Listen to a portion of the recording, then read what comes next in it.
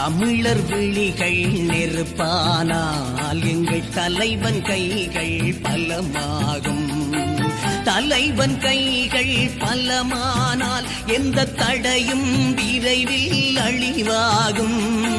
தலைவன் கைகள் பலமானால் எந்த தடையும் விரைவில் அழிவாகும். இளமைக்காரர் முழுதும் இனிமேல் புலியாயிருக்கட்டும். இருந்தால் ஈழம் மலரும் எமக்கும் திறகுகள் முளைக்கட்டும். இனி வரும் காலங்கள் அவை எங்களின்